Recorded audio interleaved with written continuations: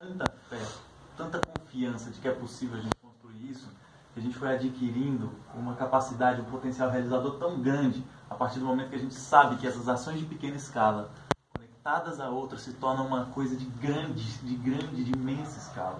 Então, o que a gente tem dito para as pessoas é que, olha, cada pessoa, cada uma e cada um de nós aqui, tem um poder imenso dentro de si, imenso mesmo. Só que tem uma chave para isso. O segredo para exercer esse poder imenso é a partir da coletividade. A partir de uma coletividade que não pensa só em resolver os seus próprios problemas em si, mas começa a pensar uma sociedade para si.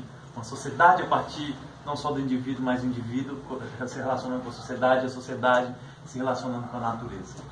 Isso faz, Alan, o que você colocou, de como é que a gente chega, porque existem necessidades ali cada vez mais, na periferia do capitalismo, as necessidades vão se intensificando cada dia mais, as carências vão se intensificando cada dia mais. E a segurança pública, sem dúvida, é uma delas. E quando a gente vê o crescimento das milícias no país, com uma família presidencial miliciana que a gente tem, a gente vê que as pessoas compraram o discurso da milícia, aceitaram uma máfia, entrar numa comunidade com um discurso de autoproteção comunitária. Autoproteção comunitária é uma coisa super desejosa, não uma máfia. As pessoas aceitam, por exemplo, uma educação que enclausura o pensamento crítico numa ideia de uma educação livre de partido, livre de doutrinação, mas na verdade é justamente o oposto. As pessoas aceitam a ideia de uma meritocracia, de um coach individualista que vai levar a pessoa a uma meritocracia inalcançável nessa sociedade, quando na verdade as pessoas querem ter liberdade de se desenvolver e atender suas necessidades básicas de sobrevivência e se sentir pessoas de sucesso numa sociedade que é feita para ela não ser bem-sucedida. Sabe, as pessoas compram as soluções opostas para problemas reais. E aí, no final das contas, o que a gente tem tentado fazer na construção, e lá no DF tem várias iniciativas trocentas, para cada uma para um aspecto desse, é de dizer, olha, nós não temos, a esquerda tem muito receio de falar o seu programa máximo, sabe? As pessoas acreditam que se falar realmente de uma sociedade onde o povo manda e o governo obedece, as pessoas vão acreditar que é abstrato, mas não. Cada vez mais que a gente fala disso, uma sociedade livre da exploração, livre de todas as opressões, não tem que ter receio nenhum de quando você está numa comunidade ou num território indígena. Vai perguntar para a Sônia Guajajara se ela não fala de acabar com o machismo, com o racismo, com a LGBTfobia. Ela fala, sabe? E vai perguntar nas mais variadas comunidades o trabalho que as mulheres incríveis fazem lá na luta anti-opressão. Em cada pauta, quando a gente fala de uma educação verdadeiramente emancipadora que liberta, a gente vê que na verdade as pessoas compram isso. Se tem uma coisa que a gente percebe, o Steve Bannon nos obrigou, o Steve Bannon, o Roger Stone e essas pessoas que estão hackeando democracias super limitadas no mundo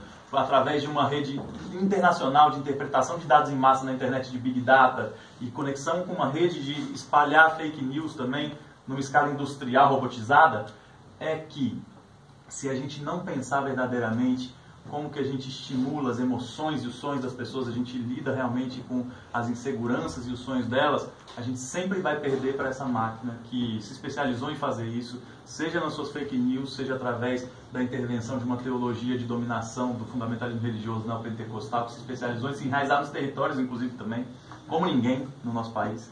Então, se a gente não consegue trabalhar com as emoções das pessoas, a gente não vai conseguir construir uma nova sociedade coletivamente. E aí, para isso, não adianta a gente falar em fazer pequenos ajustes numa sociedade que não atende as pessoas. A gente viu isso na eleição. Quem ia lá falar que o Bolsonaro vai acabar com a democracia, ouvia o tempo todo. Que democracia é essa? Você não tem trabalho, você não tem condição de vida. E a gente falava, olha, a gente defende uma democracia, o oposto disso, uma democracia direta. O povo manda, o governo só obedece. E deveria ser assim. Então, quando a gente perde o medo de falar do programa máximo, a gente entra numa outra relação com as pessoas. Porque as pessoas sonham uma sociedade com essas características. Cada vez mais a gente consegue pegar uma sociedade que se pensa num senso comum conservador, expressa isso no cotidiano, que é estimulada a isso, a expressar o individualismo, a expressar a homofobia, machismo, racismo, uma ideia de meritocracia também, super equivocada. E quando a gente fala de pensar uma sociedade baseada em valores que ela não lembrava que defendia, mas que ela defende, porque a pessoa também é obrigada a aceitar uma teologia de dominação disfarçada de amor ao próximo. O amor ao próximo ela não concorda com a teologia de dominação. Então, no final das contas, quando a gente estimula a pessoa a ela também resgatar seus valores, seus princípios ancestrais que a sociedade foi neutralizando nela desde criancinha, a gente consegue sonhar junto com essas pessoas. A gente vê gente que está falando assim, esses comunistas têm que tudo morrer, e quando a gente vê a pessoa tá lá fazendo um mutirão de reconstrução com o movimento de trabalhadores sem teto, sabe, fala, pô, que massa, se bem que não era aquilo que estavam falando, né? E aí a gente vê a pessoa entrando no ônibus, amanhecendo no território indígena, tomando café, entrando lá, fazendo ritual com rapé, por exemplo, depois almoçando no sem teto, vendo as casas de bioconstrução e tomando café da tarde nas agroflorestas com sem terra. E a pessoa fala, cara, eu não tinha a menor ideia de que isso aqui acontecia no nosso país, de que era isso mesmo que estavam escondendo de nós, sabe? Então é programa máximo, cara. Nós temos que fazer as pessoas sonharem junto com a gente. Todos os estudos de neuromarketing, de neurociência, mostram isso. Realmente as pessoas tomam decisão baseada em emoção. Depois elas trazem a racionalidade. Antes delas saberem o que você está falando, se a gente está falando de algo coerente dentro de um programa de transformação de sociedade, elas querem saber por que você está ali. O que motiva você a estar ali, né? As pessoas no capitalismo, que interpretam o neuromarketing muito bem, chamam de círculo de ouro.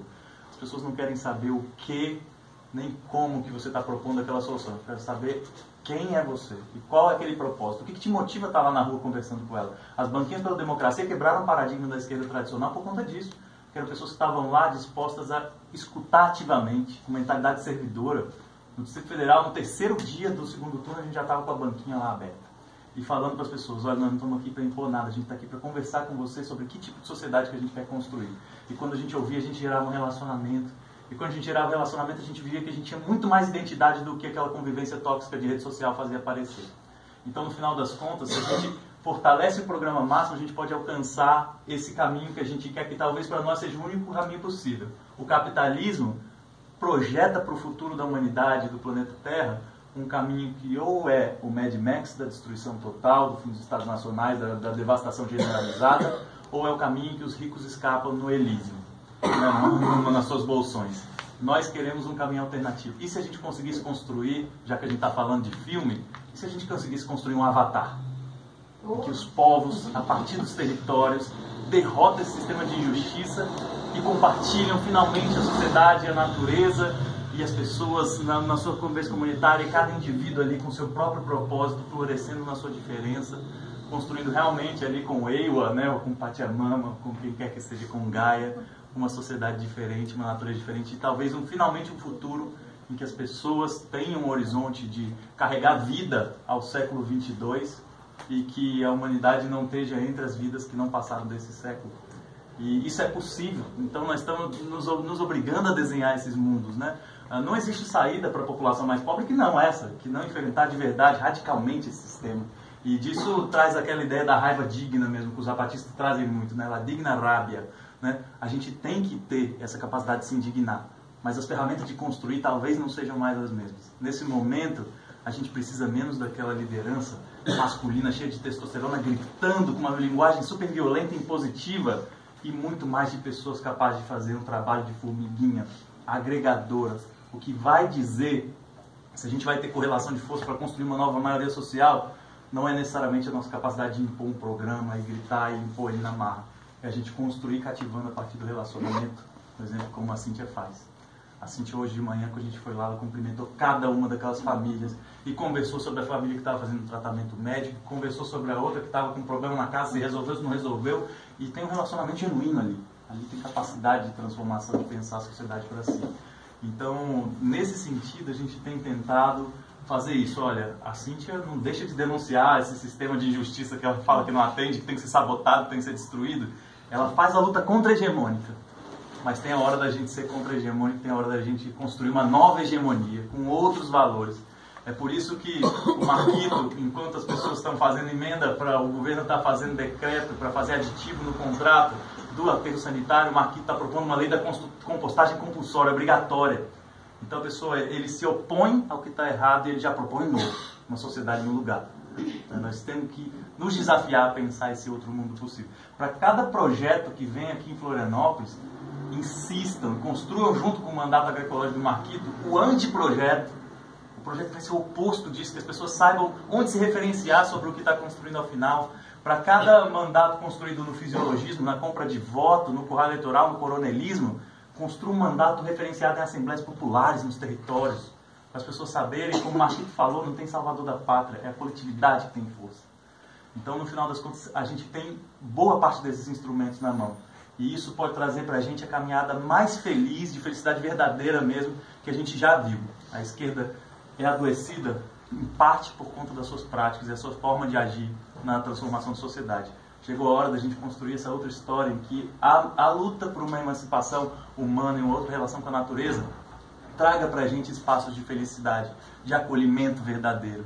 As pessoas vão querer construir com a Cíntia cada dia mais, quanto mais elas veem a Cíntia como um exemplo de sucesso. Não sucesso daquele método do mercantilista, aquele método individualista do self-made man, do sonho americano, mas o sucesso de uma pessoa que está começando a se realizar e entender o seu propósito nesse mundo. E está vencendo isso. Né? Isso é a grande sacada. Assim. Eu acho que eu queria concluir com duas coisas. A primeira coisa é que a gente viu que uma nova sociedade assim, tamanha a complexidade, não é feita sem organização.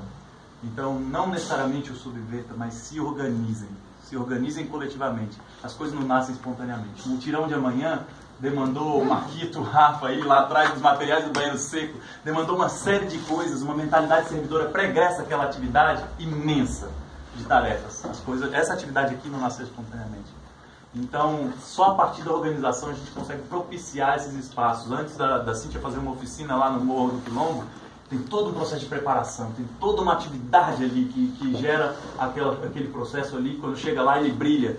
Mas tem gente que só quer estar no momento de brilho, que só quer estar no momento em que as pessoas estão apresentando o melhor do que já se faz, e não necessariamente construindo ele. Se desafia a construir, se desafia a se organizar. Quem sentir chamado do Subverta, vocês preencheram a lista de presença, saibam, domingo a gente está juntando as pessoas que querem construir essa caminhada com a gente, querem construir uma organização nova para um novo tempo. A gente vai estar chamando essas pessoas para conversar, para a gente ver o como agora. Como é que a gente transforma Santa Catarina, transforma Florianópolis. Isso dentro de 20 anos, mas que desde já começa a gerar frutos. Esse é o primeiro convite. O segundo convite é para a gente se abrir nessa nova caminhada cada vez mais para a individualidade que cada um tem, que floresça nela. Não tentem se homogeneizar. Não tentem parecer com o militante do lado. Brilhem no que vocês fazem de melhor. Mas conectem a ação individual de vocês com uma estratégia coletiva. Vocês vão ver que a ansiedade vai embora. Vocês vão ver que a tristeza, o adoecimento vai embora. Vocês vão estar super empoderados e empoderados. Vão ser, como dizia Eduardo Galeano, vocês vão estar com os deuses dentro de si. Para ele, essa era a etimologia da palavra entusiasmo. Ter os deuses dentro de si. Porque quando a gente tem os deuses dentro de si, no que a gente faz, a gente é invencível. E a gente tem essa capacidade. E aí tem uma coisa que o teatro mágico falava, que fala muito disso, assim, essa capacidade da gente se juntar e da gente construir uma história nova junto, né? Eles chamam de magramática, que falava assim, e eu queria terminar com isso, que é que toda sujeita e todo sujeito é livre para na sua vida conjugar o verbo que quiser. E todo verbo deve ser livre para ser direto ou indireto. E nenhum predicado vai ser prejudicado, nem tampouco a frase, nem a crase, nem a vírgula e ponto final. Porque essa magramática da vida, elas põe a gente entre pausas, entre vírgulas.